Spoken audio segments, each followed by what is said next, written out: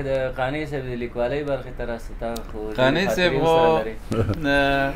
قانع صاحب ډېر جالب سړی دی او ډېر جالب اړخونه لري. یو چا راته یو وخت ویل چې د کوم چرسي د خولې نه یو خبره راخیستې وه چې هغه ویل چې ګوره په خدای باندې به د هر شي اعتماد کوي خو دا یقین ونه کوي چې وژني مې نه مړکی دی خامخا. نو هغه ویل چې قانع هم داسې دی چې ګزار کوي هر ځای کې که نه خپام دي. د قانع به خیر د قانع به یو بله برخه راواخلو چې د قانع هغه موږ به پېښور کې چې وو نو یو وخت کې دا انتخابات چې وو نو موږ نه پوهېدلو چې دا ځینې دا ویونه داسې دي چې د معنا یې فرق کوي. قانع صاحب موږ طرف ته او د هغه طرف ته که نه مثلا موږ کمین په یو شي استعمالو هغې کمینه بیخي په بل شي بل رقم استعمالوي. نو قانع صاحب هغسې یو لیکوال دی چې هغه موږ چې هلته لیدل چې نه ډر بېباک او نه په چې څه شی او څه شی که نه نه جکنې والا نه بکنې والا او داسې یو ټکي به وو هغه دغه ته به یې لیکلي وو هغه کاندید ته به یې لیکلي وو. نو قانع صاحب هماغسې یو سړی دی. قانع صاحب یو وخت یو پوسټ هم کړی و په فیسبوک کې چې څوک قلم خرڅوي خپله مور خرڅوي. یو کس ورته کمنټ کړی و چې بریتو زما د قلمونو دکان دی. نو قانع صاحب یو بله برخه چې ډېره جالبه ده چې لږ یې دغه نه راوباسو دا د دې قصو نه دا قصې دی زورهي چې هغه پخواني وختونه دی ډېر ګپ شپي سړی دی او مخامخ داسې که چا ورته ښه خبره یعنې که په ده باندې هم یو ټوکه برابره شي هغه څه نه دی چې دی جنګ وکړي او جنجال وکړي. یو ورځ د استاد برزین کیسه به حتما نه کوې ځکه چې زه فکر کوم اوس به که څوک دا مرکه ګوري والله استاد برزین مریض دی فرقی دی دا مرکه که څوک ګوري حتما به دا وایي چې دغه استاد برزین قصه وکړي که نه. دا برزین ډېر مهربانه انسان و. استاد برزین خو هم داسې یو عالم سړی و چې هغه کې واقعا افغان دی خدای دې جوړ کړي او په ژبه باندې ډېر مسلط دی په فارسي ژبه باندې ډېر په خپل مسلک کې هم ښه حاکم سړی و. نو استاد برزین هم یو ظرافت درلوده یو خاص ظرافت یې درلوده چې هغه خو موږ تاسې ډېرې قصې کړي د استاد برزین. خو یوه قصه دا چې یو وخت کتابخانه کې موږ ناست یو 3 کتابونه د ده چاپ شوي دي چې قانع راغی. قانع ته مې اشاره وکړه چې زر زر مې دا معرفي دغه کړله چې قانع صاحب دا لیکوال همدغه دی که نه چې مال چې دا کتابونه چې چاپ شوي دا چې اوس دی ونه وایي چې دا د کم داسې داسې که نه. نو قانع صاحب ته مې ویل چې هغه ته مې د قانع صاحب معرفي کړه چې اسمت قانع یکی از شعرای چې تورکایی جهادی ما سلیمان لایق جهادی و دا و دا دی مې ښه دغه کړ چې اوس دی لږ په ارام کښېني چې دلته د لیکوال ناست دی چې اوس ونه کنځلې ونه کړي دا د کم داسې کتاب استاد خفه نه شي. نو بیا مې ده ته ویل چې قانع صاحب پوهنمل ډاکټر عبدالغني برزین مهر همدا دی دا کتابونه د ده دي. نو دی اوس ناست نه دی دا قصه چې زه کومه یعنې دا د یو دقیقې 2 دقیقو کې مې زر زر دا معرفي جوړه کړه او دغه مې چې دی معرفي شي چې د قصه هغه نه شي خرابه نه شي. نو دی لا ناست دی اوانه په دې کتاب باندې داسې پوهنمل ډاکټر عبدالغني برزین مهر هغه نو ورته وایي بله بفرمایئ. دویم ځلي بیا وویلې دریم ځلي دا خبره خرابه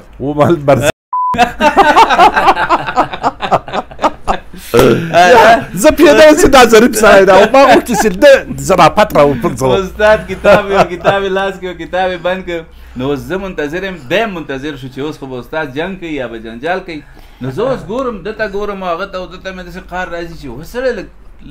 ما کوشش کوم چې د استاد ظرافت راوپرځوم تحریک یې کړم تحریک یې کړي. نو هغه ورته ویلې داسې ورته ډېر په سوړ انداز کې داسې ورته کېناستې والا و اسمت قانع بېشک تس به خدا آفرین تس صد آفرین تس. دی اوس حیران دی دا خوله یم نه خلاص بندېږم داسې اوس دی منتظر دی چې دی څه وایي که نه. نو وایي به خدا آفرینت وای محمد خاکیشاه مداری را دیده بودم از دان خود تخم کشید سنگ کشید کلوخ کشید خود چیزی که تو کشیدی. الله دې دغه ورکړي استاد یو له هغو شخصیتونو څخه خبرې درې نه استاد یو له هغو شخصیتونو څخه اوس ډېر ژور ظریف سړی و په فارسي ادبیاتو باندې مسلط و او زه په دې باندې خوشحاله یم که نه چې فارسیوان په کور کې د هغه ځای نه و د اسد په کور کې ځای و د هغه د مریضۍ مشکل به اسد ته راته او له مزار شریف څخه له دې څخه به زما ته دا دغه د خپل ملت دا د ملي رشته به ماته ډېره قوي رامعلومېدله یعنې چې هغه برزن مهر د هغه د پښتو د فارسي یو ډېر غټ عالم یوازنی دغه پښتانه په پېښور کې چې د به شاوخوا راچاپېر وو او د د مرضۍ وو د د بېوسۍ وو د د بېکسۍ وو دغه کې هېچا ځان نه پې خبراوه نورو نو دا زموږ یو ملت یو او دا یو ډېره بارزه دغه ده نمونه ده زه خلکو ته وایم چې موږ یو ملت یو ملت وو او ملت به اوسو قانع صاحب ډېر ښه شاعر هم دی شعرونه به تاسې لوستي دي اوس به یو شعر هم قانع صاحب باندې ووایو که په زړه کېږي دی خو ډېر یو به دا پې ووایو او بل چې قانع صاحب دا لیکوالي کوم وخت نه شروع کړې ده شعر او لیکوالي نثر او شعر والله دا دغه و څه دا په مابس کې ما دغه کول که نه هلته دغه وم کله کله به مې شی لیکی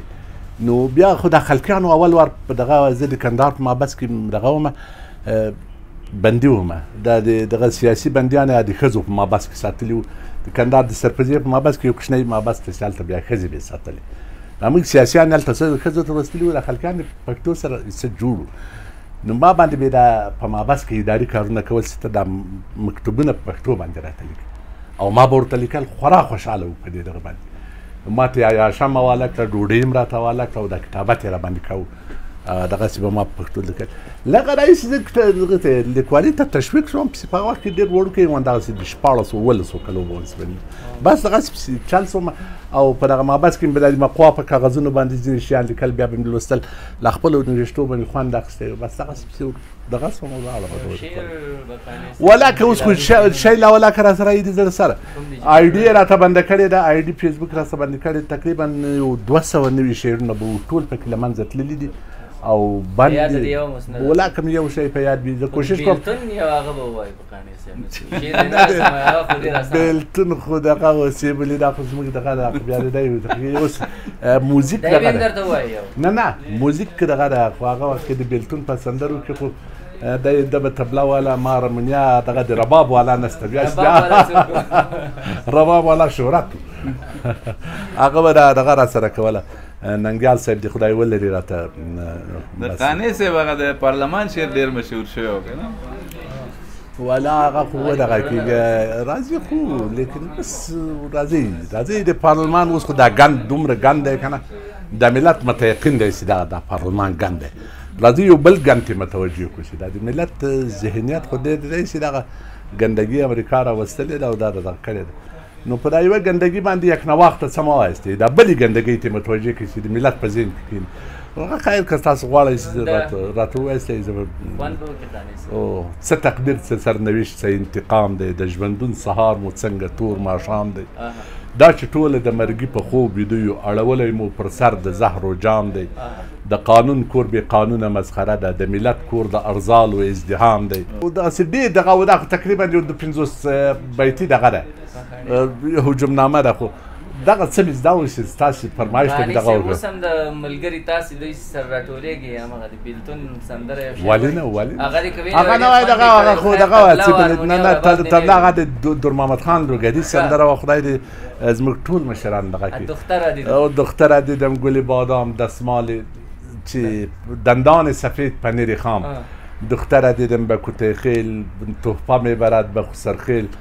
او لاندی میارد از پدرخیل امضای دختر الف و لام دختره دیدم گل بادام نه دا یو داسې سندره وه خاصې موږ به دا دغه په هوټل کې کېناستو په بوټ کې هلته یو چا دغه راته و د افغاني موسیقي خو ډېره خوږه لګېدله موږ له دغه ځای راغلي وو هلته دا د خیال محمد دغه به وه نو بیا خصوصا دا لوګرۍ موسیقي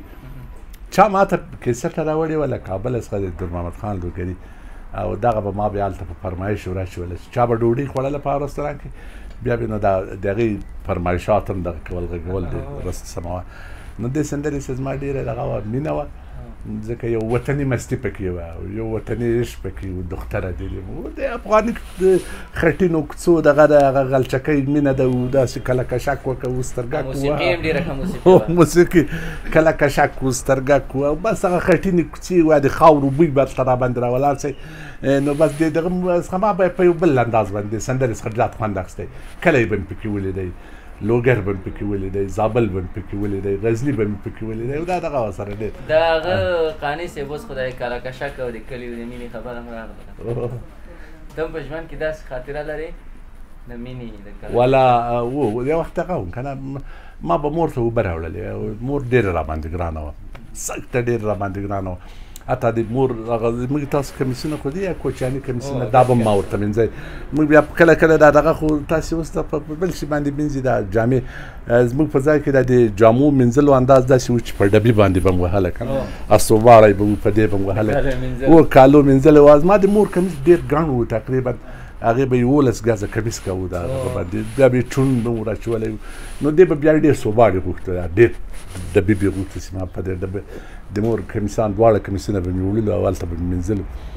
نو اوبه به مې م راوړلې یو جلکۍ سره مې مینه شوله خوله په خوله مې نه شوی ورته ویلی چاته مې نه سوی ویلی مور ته مې نه سوی ویلی دا یو بې حیا کار و بې شرمه کار و خو اکثره وخت به مې منګي ډک کړلو د دې په بانه به رالمه ګودر ته د کاریز و د کلاخېلو کاریز اثر ده بیا به منګي به مې ډک کړو دواړه به مې داسې په لاس کې نیولي هلته به مې په خندق کې توی کړو بیا به راغلم بیا به په خندق کې توی کړو بیا به راغلم اما تر پایه پورې هغه څوک ما هغه نجلکۍ اوس شهیده سوه الله تعالی دې پر ورحمېږي خدای دې پر ورحمېږي اولادونه یې هم دغه دي مشران دي شاید چې زما ته اولادونه مشران وي ځکه هغه ژر واده شوه نو دغسې یو مینه مې کړې ده بیا وروسته له دې څخه چې موږ دغه سو مهاجر سو په 11 کلنۍ یا 13 کلنۍ کې دا د عشق دغه د وخت و هلته بیا موږ بیا په دغه اخواني فرهنګ لاندې ناست و تلویزیون ته به شهیدان صندوقچه ویله ښځه به په مخه راله بس دې ته به م داسې کتل په نفرت په زړه یو مینه م له زړه ته دغه کړې وه دا یو کلتور و دغه حاکم کلتور و موږ باید ښځو ته دغه دغه کړو هېڅ ښځې ته نه کتل پکار و لاهور ته به تلو خو بیا وروسته تقریبا په د 15 کلنۍ کې زما بیا سترګې سره وسپخېدلې او لاهور کې تللی یم دغه مې کړی ده فلمونه مې کتلي دي ډانسونه مې کتلي دي دغو ته تللی یم مجراګانې مې کتلي دي وله خدای څخه څه پټه ده تاسو ته مخامخ وایم مجراګانې دا به مې کتلې خو دغه وه په داسې شکل به پېښور کې موږ نه تلو چې دلته بدنامي ده نه به مجرات ته تلو نه به یو داسې واده ته تلو دا پېښوریانو به ډمې راوستلې هلته به دا خبره نه وه ډېر به په پټ تلو که به م یو خوشګذراني کولم یا یو رقص به م کتی لاهور ته به پسې تلو بالکل دغه قانع صاحب په دې کړي جهاد د پښیمانه یې که نه د همغه وخت کې اړتیا او ضرورت ټول حالات هم داسې ول ولا زه دغه یم یعنې موږ باید وسله نه وای پورته کړې یو هغه ملت چې ازادي د ازادۍ لپاره باید دی د لوږې زنځیرونه وشکوي هغه ملت چې د ازادۍ لپاره باید د جهالت زنځیرونه وشکوي هغه باید کلاشینکوف ته لاس ورپورته نه کړي موږ باید اول د خپله ټولنه کې هغه استقلال ته رسولی وای چې معنوي استقلال وای تاجکستان هم دغه و ازبکستان هم مستعمره و چچنیا هم مستعمره و هغه نن آزاد دي او موږ لا تر اوسه پورې بندیان موږ تر اوسه پورې لا هغه ازادي نه لرو هغوی اقتصاد لري موږ اقتصاد نه لرو هغوی ژوند لري موږ ژوند نه لرو هغوی خپل ملي ګټې تعریفولی شي موږ د ملي ژبې ګټو لپاره د تعریف نه لرو ټوله بدبختي له ما له دغه څخه بولم له دې مسلح برخورد څخه چې موږ له روسانو سره وکړو باید له روسانو سره برخورد نه وای شوی روسان به هم لښکرې پر افغانستان نه وای راشړلی یعنې که روسان دې ته مجبوره سوي نه وای چې دوی د افغانستان له مورچې څخه ګواښي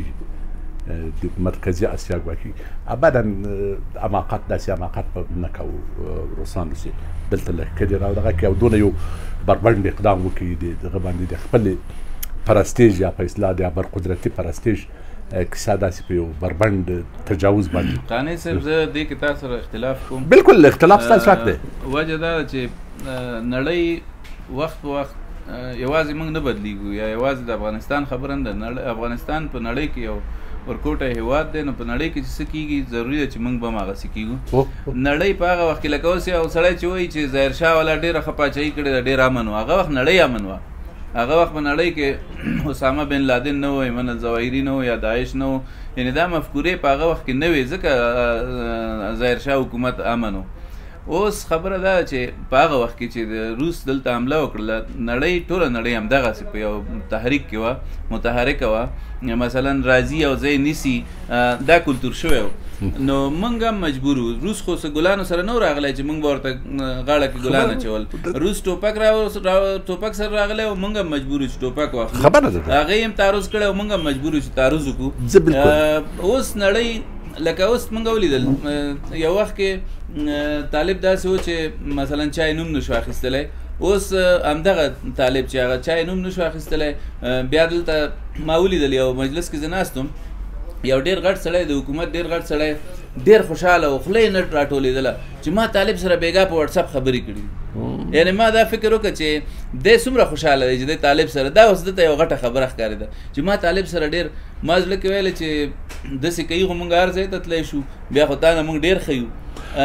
خبره موډ شو که نه دا خبره دغه ده داسې دا ګوره جناب اسد جانه زه په دغه باندې راستا خبره چې روس له ګلانو سره نه ورغلی چې موږ ګلان ورکړو بالکل روس تجاوز وکړی او د تجاوز په مقابل کې عکس العمل یو فطري خبره وه او زموږ د ملت یو فطري حق و طبیعي حق و دغه اما زه وایم چې دا روسان څرنګه دلته رادغه سو تر دې مخکې خو اوس د داود خان رژیم د داود خان د رژیم په مقابل کې لاسوهنې د پاکستان لخوا څخه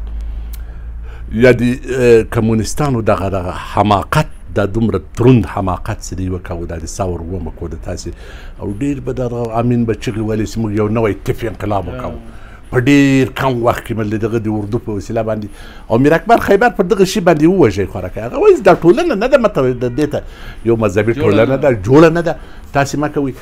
کم مخکې دغسې حماقتونه لکه چې زموږ چپیانو وکولې زموږ راستیانو وکولې د پاکستان له دغه څخه دواړه خلقیانو او اخوانیانو دواړه څه ضرور چې موږ دغه رادغه کړي وی یو دا استاد صاحب په ما باندې په څه خاطر ګران ده دا ډېر د ټولنې دا نزاکتونو ته متوجه وو په هغه وخت کې څو ځلې دا اخوانیان له دغه مصالح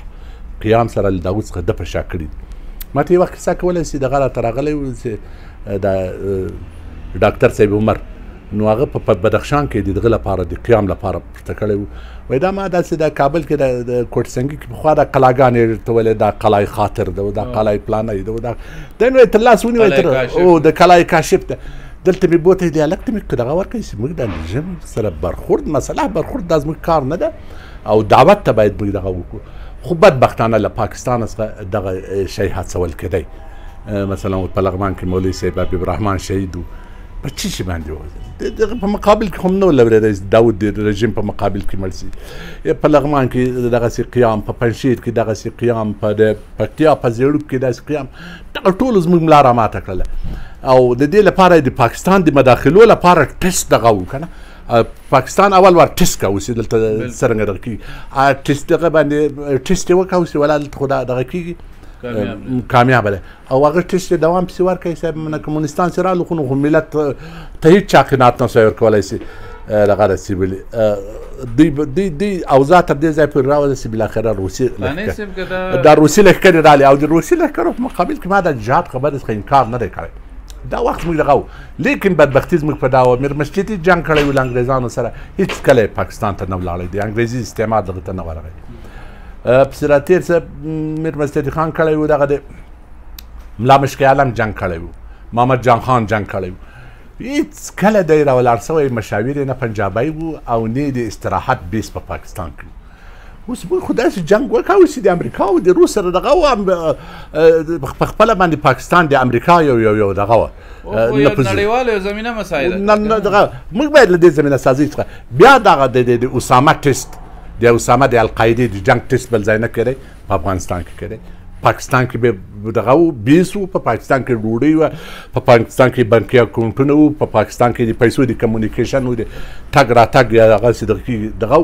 اما بم یې په افغانانو دغسې جنګ پر افغانانو تحمیل شي دغه هغه شیان دي چې موږ باید له دې څخه افغاني صاحب دا خو هغه خبره ده چې همیشه هوښیار خلک هوښیار ملتونه جنګ بل ځای وړي